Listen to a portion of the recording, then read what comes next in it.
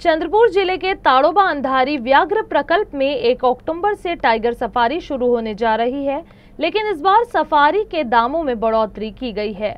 अब पर्यटकों को वीकेंड पर कोर जोन में सफारी करने के लिए 12,800 खर्च करने पड़ेंगे। इस पर कांग्रेस सांसद प्रतिभा धानोरकर ने दाम वृद्धि को तत्काल वापस लेने की मांग की है।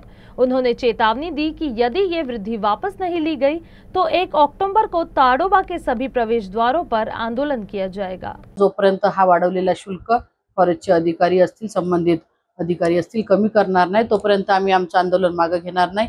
याच्या संदर्भात सविस्तर चर्चा करून लोकल जे जिप्सी चालवणारे लोक आहे आणि जे आतापर्यंत ताडोबाची देखील बुकिंग करून देत आहे, अशा सगळ्या लोकांना विश्वासात घेऊन हा निर्णय कुठेतरी फॉरेस्टने घ्यायला पाहिजे होता।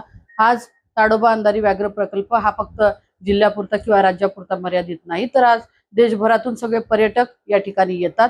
म्हणजे एक प्रकारचा पर्यटकाचा हिरमोड या ठिकाणी प्रशासन करताना आपल्याला दिसत आहे। हे आम्ही कदापि खपून घेणार नाही। जोपर्यंत वाढवलेला शुल्क मागे घेणार नाही तोपर्यंत आम्ही 1 तारखेच्या आंदोलनाचा इशारा या ठिकाणी दिलेला आहे आणि आम्ही आंदोलन रितसर सगळ्या ताडोबाच्या गेटवरती करणार आहोत।